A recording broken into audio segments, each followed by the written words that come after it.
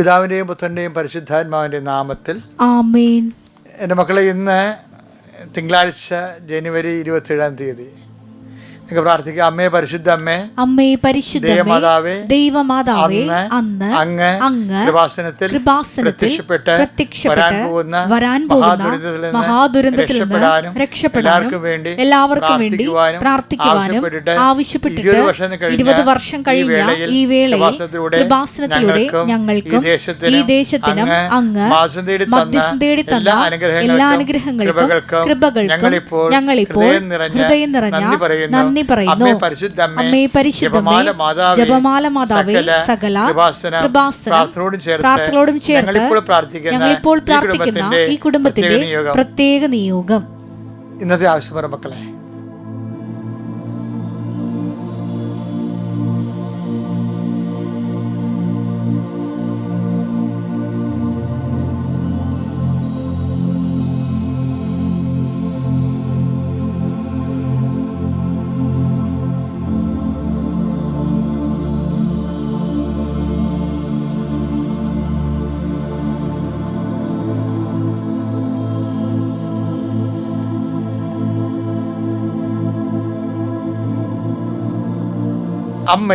അമ്മയുടെ പ്രത്യക്ഷീകരണത്തിന്റെ ഈ ദ്വാദശക വേളയിൽ ഞങ്ങൾക്ക് സാധിച്ചു തരുവാൻ കനിയണമേ. ആമേൻ. വിശ്വാസ പ്രമാണം. സർവശക്തനായ പിതാവും ആകാശത്തിന്റെയും ഭൂമിയുടെയും സൃഷ്ടാവുമായ ദൈവത്തിൽ ഞാൻ വിശ്വസിക്കുന്നു. അവിടുത്തെ ഏകപുത്രനും ഞങ്ങളുടെ കർത്താവുമായ ഈശോ മിശിഹായിലും ഞാൻ വിശ്വസിക്കുന്നു. ഈ പുത്രൻ പരിശുദ്ധാത്മാവിനാൽ ഗർഭസ്ഥനായി കന്യകാമറിയത്തിൽ നിന്ന് പിറന്ന് പൊന്തിയോസ് പീലാത്തോസിന്റെ കാലത്ത് പീഡകൾ സഹിച്ച് കുരിശിൽ തറയ്ക്കപ്പെട്ട് മരിച്ച് അടക്കപ്പെട്ട് പാതാളങ്ങളിൽ ഇറങ്ങി മരിച്ചവരുടെ ഇടയിൽ നിന്ന് 3-ാം നാൾ ഉയർത്ത് സ്വർഗത്തിലേക്ക് എഴുന്നള്ളി സർവശക്തിയുള്ള പിതാവായ ദൈവത്തിന്റെ വലതുഭാഗത്തിരിക്കുന്നു. അവിടെ നിന്ന് ജീവിക്കുന്നവരെയും മരിച്ചവരെയും വിധിക്കുവാൻ വരുമെന്നും ഞാൻ വിശ്വസിക്കുന്നു. പരിശുദ്ധാത്മാവിലും ഞാൻ വിശ്വസിക്കുന്നു. വിശുദ്ധ കത്തോലിക്കാ സഭയിലും പുണ്യവാന്മാരുടെ ഐക്യത്തിലും പാപങ്ങളുടെ മോചനത്തിലും ശരീരത്തിന്റെ ഉയർപ്പിലും നിത്യമായ ജീവിതത്തിലും ഞാൻ വിശ്വസിക്കുന്നു. ആമേൻ. സ്വർഗ്ഗസ്ഥനായ ഞങ്ങളുടെ പിതാവേ, അങ്ങയുടെ നാമം പൂജിതമാകണമേ. അങ്ങയുടെ രാജ്യം വരണമേ. അങ്ങയുടെ തിരുമനസ് സ്വർഗത്തിലെ പോലെ ഭൂമിയിലും ആകണമേ. അന്നു വേണ്ടുന്ന ആഹാരം ഇന്ന് ഞങ്ങൾക്ക് തരണമേ. ഞങ്ങളോട് തെറ്റ് ചെയ്യുന്നവരോട് ഞങ്ങൾ ക്ഷമിക്കുന്നത് പോലെ ഞങ്ങളുടെ തെറ്റുകൾ ഞങ്ങളോടും ക്ഷമിക്കണമേ. ഞങ്ങളെ പ്രലോഭനത്തിൽ ഉൾപ്പെടുത്തരുതേ, തിന്മയിൽ ഞങ്ങൾ രക്ഷിക്കണമേ. ആമേൻ. നന്മ നിറഞ്ഞ മറിയമേ, സ്വസ്തി. കർത്താവ് അങ്ങയുടെ കൂടെ സ്ത്രീകളിൽ അങ്ങ് അനുഗ്രഹിക്കപ്പെട്ടവളാകുന്നു. അങ്ങയുടെ ഉദരത്തിൻ ഫലമായി ഈശോ അനുഗ്രഹിക്കപ്പെട്ടവനാകുന്നു. പരിശുദ്ധ മറിയമേ, തമ്പുരാന്റെ അമ്മേ, പാപികളായ ഞങ്ങൾക്ക് വേണ്ടി ഇപ്പോഴും ഞങ്ങളുടെ മരണസമയത്തും തമ്പുരാനോട് അപേക്ഷിക്കണമേ. ആമേൻ. കർത്താവേ, നിന്റെ ഉന്നതമായ നാമത്തിന് സ്തോത്രം ചെയ്യുന്നു. കർത്താവേ, നിന്റെ വിശുദ്ധ പൗരോഹിത്യത്തെ മഹത്വപ്പെടുത്തണമെന്ന് പ്രാർത്ഥിക്കുന്നു. കർത്താവ്, സഭയിലുള്ള സാന്നിധ്യം നീ പ്രകടമാക്കണം. ഈശോയെ, 39 വർഷം ഞാൻ അർപ്പിച്ച കുർബാനയുടെ യോഗ്യതയാണ്. കൃപാസ്ഥാനത്താറ് ജീവനോടെ പ്രത്യക്ഷപ്പെട്ട പരിശുദ്ധ അമ്മയുടെ മാധ്യസ്ഥതയിൽ അങ്ങയുടെ മക്കൾ ഇപ്പോൾ ആശീർവദിക്കപ്പെടുന്നു. കർത്താവ്, ഈ ആശീർവാദം അവർക്ക് നിലനിൽക്കാൻ ഇടയാക്കണമെന്ന് പ്രാർത്ഥിക്കുന്നു. ഞാൻ നിനക്ക് സ്നേഹത്തിൽ നിങ്ങൾ നിലനിൽക്കാൻ ഈശോ പറഞ്ഞില്ലേ കർത്താവേ. അതുപോലെ തന്നെ കർത്താവ്, നീ പറഞ്ഞു, ഞാൻ നിങ്ങളെ പറഞ്ഞയക്കുന്നു, ഞാൻ നിങ്ങളെ നിയോഗിക്കുന്നു, നിങ്ങൾ എൻ്റെ സ്നേഹത്തിൽ നിലനിൽക്കുവേൻ. അപ്പോൾ നിലനിൽപ്പിൻ്റെ വരങ്ങൾ അങ്ങയുടെ മക്കൾക്ക് നൽകണം ഈശോയെ. അത് വസ്തുവായ, അത് അനുഗ്രഹമായാലും കൃപയായാലും കർത്താവെ, അങ്ങയുടെ മക്കൾക്ക് നിലനിൽപ്പിൻ്റെ വരങ്ങൾ നൽകണമെന്ന് ഈ പ്രാർത്ഥിക്കുന്ന കർത്താവെ. കർത്താവ്, നിൻ്റെ ഉന്നതമായ നാമത്തിന് സ്വസ്ഥം ചെയ്യുന്ന കർത്താവെ. കർത്താവ്, വസ്ത്രമില്ലാത്തവർക്ക് വേണ്ടിയാണ് പ്രാർത്ഥിക്കുന്നത്. വസ്ത്രം കുറഞ്ഞുള്ളവർക്കും അവർക്കെല്ലാം പങ്കുവെക്കാനുള്ള അനുഗ്രഹങ്ങൾ, അതായത് ഉള്ളവരത് പങ്കുവെക്കാനുള്ള കൃപ അവർക്ക് നൽകണേ കർത്താവ്. ഉടമ്പടിയിൽ ലക്ഷക്കണക്കിന് മനുഷ്യർ വസ്ത്രവും പണവും ഒക്കെ പങ്കുവെച്ചുകൊണ്ട് വലിയ സുവിശേഷ സാക്ഷി ജീവിതം നയിക്കുന്നുണ്ട് ഈശോയെ. അവരെല്ലാം നീ ആ കൃപയെ നിലനിർത്തണമെന്ന് പ്രാർത്ഥിക്കുന്ന കർത്താവെ. കർത്താവ് നിൻ്റെ വിശുദ്ധ പൗരോഹിത്യത്തെ മഹത്വപ്പെടുത്തണമേ. കർത്താവ് കിടപ്പ് രോഗികളെ സംബന്ധിച്ച് പ്രാർത്ഥിക്കുന്നു, ബൈസ്റ്റാൻഡേഴ്സിനെ സംബന്ധിച്ച് പ്രാർത്ഥിക്കുന്നു. കർത്താവ് ഇപ്പോഴും ഡയാലിസിസിന് വിധേയമാകുന്നവരെ സംബന്ധിച്ച് പ്രാർത്ഥിക്കുന്നു. ഇപ്പോഴും കർത്താവ് മരണത്തോട് മല്ലടിക്കുന്നവരെ സംബന്ധിച്ച് പ്രാർത്ഥിക്കുന്നു. കർത്താവ് ഇപ്പോഴും വെന്റിലേറ്ററിലായിരിക്കുന്നവരെ സംബന്ധിച്ച് പ്രാർത്ഥിക്കുന്നു. കർത്താവിൻ്റെ മാലാഖ അവരെ സന്ദർശിക്കുകയും ഈ പ്രാർത്ഥനയുടെ ശക്തിയാൽ കൃപാസന അൾത്താറെ ജീവനോടെ പ്രത്യക്ഷപ്പെട്ട പരിശുദ്ധ അമ്മയുടെ പ്രത്യക്ഷഘടത്തിൻ്റെ യോഗ്യതയാണ് ഇപ്പോഴ് കഠോരമായ മാനസിക പീഡകളിലും ഉറ്റവരും ഉടയവരും വേർപിരിഞ്ഞു പോയതിൻ്റെ സങ്കടങ്ങൾ ജീവിക്കുന്ന മരണ വീടുകളും മരണം കഴിഞ്ഞ വീടുകളിലും കർത്താവെ അങ്ങ് കയറിച്ചെല്ലമെന്ന് പ്രാർത്ഥിക്കുന്നു.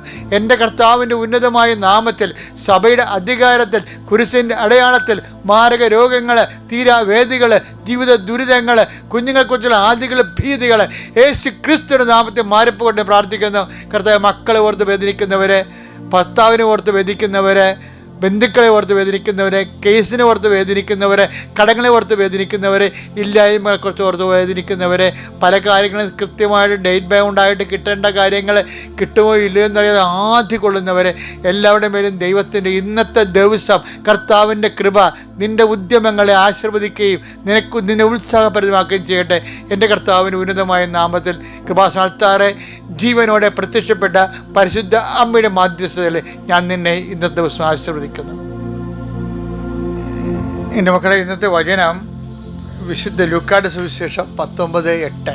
സക്കേവൂസ് എഴുന്നേറ്റ് പറഞ്ഞു, എഴുന്നേറ്റ് പറഞ്ഞു, കർത്താവേ ഇതാ എന്റെ സ്വത്തിൽ പകുതി ഞാൻ ദരിദ്രർക്ക് കൊടുക്കുന്നു. ആരുടെയെങ്കിലും വക വഞ്ചിച്ചെടുത്തിട്ടുണ്ടെങ്കിൽ 4 ഇരട്ടിയായി തിരിച്ചു കൊടുക്കുന്നു. ഇതൊക്കെ നമ്മൾ ഒത്തിരി കേട്ടിട്ടുള്ളതല്ലേ. പക്ഷെ നിങ്ങൾ കേൾക്കാത്തൊരു കാര്യമാണ് അതുകൊണ്ട് ഞാൻ പറയാൻ ഉദ്ദേശിക്കുന്നത്. ഞാൻ ഉദ്ദേശിക്കണല്ല, ഇന്നലെ ധ്യാനിപ്പിച്ചപ്പോഴേ അത്താരെ വെച്ച് ഈശോ പറഞ്ഞതാണ് സക്കേവൂസ് എന്താ സംഭവിച്ചതെന്ന്. സക്കേവൂസിനും മത്തായിക്കും സംഭവിച്ചത് എന്താണെന്നറിയാമോ? ഈ ചുങ്കക്കാരാണ് രണ്ടുപേരും, മത്തായി സക്കേവൂസും ചുങ്കക്കാരല്ലേ. അപ്പോൾ ഈ സക്കേവൂസിനെയും മത്തായിനെയൊക്കെ ജനങ്ങൾക്ക് ഭയങ്കര പുച്ഛമാണ്. അത് നിങ്ങൾക്കറിയാമല്ല. കാര്യം എന്താ? ഇവരെ ടാക്സ് കളക്ടേഴ്സാണ്. ഇവർ ആർക്ക് വേണ്ടിയാണ് ടാക്സ് കളക്ട് ചെയ്യണത്? ഇത് ഇവരെ യജമാന രാജ്യമുണ്ട്, റോമ യജമാന രാജ്യമാണ്. ഇവർ അടിമകളാണ്. സീസറിന് ഒരു 10 രൂപ 10 നാണയം, സ്വർണ്ണ നാണയം കൊടുക്കണം, അതാണ് നികുതിയെങ്കിൽ ഇവന്മാരിവിടെ വന്നിട്ട് ഈ ടാക്സ് കളക്ടേഴ്സ്, അവിടെ ഇടനില വേറെ ഒത്തിരി പേരുണ്ടല്ലോ, ഗവർണർ വരെയുള്ള ആൾക്കാരുണ്ട് അതിൻ്റെ ഇടയിൽ. ഇവർക്കെല്ലാം അവരുടെ ആയിട്ടുള്ള ഓഹരി കിമ്പളം കൊടുക്കണം, കൈക്കൂലിയും കൊടുക്കണം. അപ്പം അതുകൊണ്ട് എന്തു ചെയ്യും? ആ പാറയിൽ ഈ പാവപ്പെട്ട ജനങ്ങൾക്ക് കൊടുക്കും. അവർ 10 പറയുമ്പോൾ ഇവർ 50 പിരിക്കും.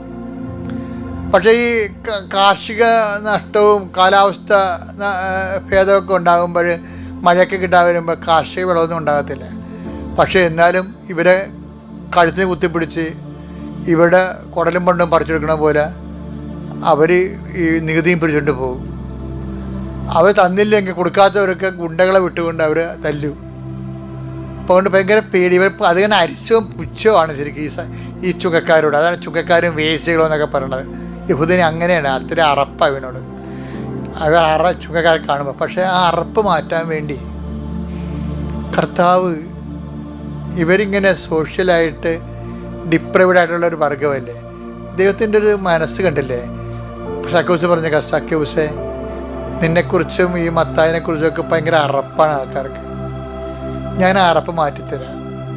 ഞാൻ നിങ്ങളുടെ വീട്ടിൽ വന്ന് നിങ്ങളുടെ കൂടെ നിന്ന് ഭക്ഷണം കഴിക്കുമ്പോഴേ നിങ്ങൾക്ക് മനസ്സിലാകത്തില്ലേ, ആൾക്കാർക്ക് മനസ്സിലാകത്തില്ലേ, നിങ്ങൾ ആ മുഖ്യധാരയിലേക്ക് നിങ്ങളെ കൊണ്ടുവരികയാണ്. ഈ സക്കേവൂസിനെയും മത്തായിനെയൊക്കെ സമൂഹത്തെ മുഖ്യധാരയെ കൊണ്ടുവരാൻ വേണ്ടി ചെയ്ത പരിപാടിയാണ്. അവിടെ പോയിരുന്ന പന്തിഭോജനം, അവിടെ കൂടെ പോയിരുന്ന ഭക്ഷണം കഴിക്കും. അപ്പോൾ ആൾക്കാർ വേദിക്കൊക്കെ അവിടെയൊക്കെ നോക്കിയിരിക്കും, ദേ കണ്ടാക്കണം, അതേ കണ്ട ആൾക്കാരിങ്ങനെ തലയൊക്കെ വെക്കും, ദേ ആ വെറുക്കപ്പെട്ടവൻ്റെ അടുത്ത് പോയി ഭക്ഷണം കഴിക്കാണ്ടല്ലേ എന്ന് പറയുമ്പോൾ പരിചയമുള്ളവരൊക്കെ പറയും, അവരെ വീട്ടിൽ നിന്ന് വിളിക്കും, നിങ്ങളും വാ, അവരും വരും. അങ്ങനെ സക്കേവൂസിനെയൊക്കെ കർത്താവ് വൈറ്റ് വാഷ് ചെയ്യുകയാണ് ശരിക്കും പറഞ്ഞാൽ. എന്തൊരു സ്നേഹമാണല്ലേ കർത്താവിൻ്റെയൊക്കെ സ്നേഹമേ, നമുക്ക് സഹിക്കാൻ പറ്റത്തില്ല, അത്ര സ്നേഹമാണ്. അതുകൊണ്ട് അവസാനം സക്കേവൂസ് ഈ സ്നേഹം അനുഭവിച്ച് മറന്നുപോയി. കർത്താവിനെ പറഞ്ഞു, കർത്താവേ ഞാൻ ഇനി ചെറുതാകാൻ പോവുകയാണ്. ഇവൻ ആൾക്കാരൊക്കെ പിരിച്ച് കണ്ടിച്ച് പണം കൊണ്ട് വലുതായിക്കൊണ്ടിരിക്കുകയാണ്. ആ പുള്ളിക്കാരൻ ഞാൻ ഇനി ചെറുതാകാൻ പോവുകയാണ്, നീ എന്നിൽ വളർന്നാൽ മതി. പണ്ട് യോഹന്നാൻ അങ്ങനെ പറഞ്ഞില്ലേ? എന്താ പറഞ്ഞിരിക്കണത്? യോഹന്നാൻ 3:30 എടുത്തേ.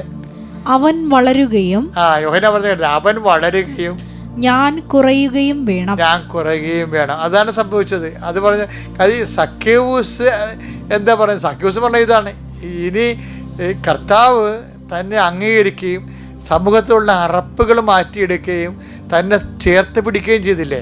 അപ്പം അതുകൊണ്ട് എന്താണ്, ഇത്രയും സ്നേഹമുള്ളവന് അവൻ ആ സ്നേഹം, ദൈവസ്നേഹം എന്നിൽ വളരണം. ഞാനെന്ത് ചെയ്യണം? ചതിക്കുകയും വഞ്ചിക്കുകയും എടുക്കണം. ഞാനിങ്ങനെ കുറയണം, എൻ്റെ ചതി കുറയണം, എൻ്റെ വഞ്ചന കുറയണം, കർത്താവിന് സ്നേഹം കൂടണം. അതാണ് യോഹന്നാൻ 3:30 പറയണത്. അവൻ വലുതാകണം, ഞാൻ കുറയണമെന്ന് പറയണത്. അപ്പം അതുകൊണ്ട് എപ്പോഴും നമ്മൾ ചെയ്യേണ്ടത് ദൈവത്തിൻ്റെ ഒരു സ്നേഹത്തിൻ്റെ രീതി അതാണ്. ആ സ്നേഹം കിട്ടാൻ വേണ്ടി നമ്മളിതുപോലെ നമ്മളെ ദൈവത്തിൽ നിന്ന് എൻ്റെ സ്നേഹത്തിൽ നിന്ന് അകറ്റണ എല്ലാ സ്വഭാവങ്ങളിൽ നിന്നും അത് കുറഞ്ഞ് വരണം. ഇതിന് ദൈവസ്നേഹം കൂട്ടിക്കൊണ്ടുവരണം. അപ്പോൾ എന്നാ പറ്റും? അപ്പോഴേ അതാണ് ഞാൻ നേരത്തെ പറഞ്ഞത്, ഇരുളിനെ കീഴടക്കാൻ, വെളിച്ചത്തെ കീഴടക്കാൻ ഇരുളിന് കഴിഞ്ഞില്ല എന്ന് പറയണം. ഇത് തന്നെയാ ശരിക്കും പറഞ്ഞാൽ ക്രിസ്തുവിലുള്ള വളർച്ച എന്ന് പറയണത്.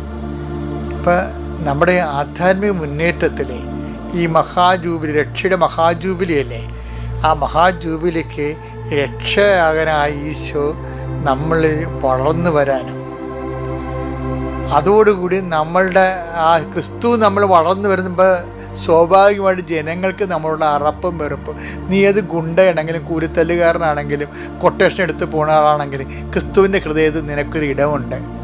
അതാണ് സഖ്യവൂസ് നമ്മളെ പഠിപ്പിക്കുന്നത്, ഓരോ ദിവസവും പഠിപ്പിച്ചുകൊണ്ടിരിക്കുന്നത്. അതുകൊണ്ട് വാനസാന്തരപ്പെടാൻ വൈകേണ്ട കാര്യമില്ല.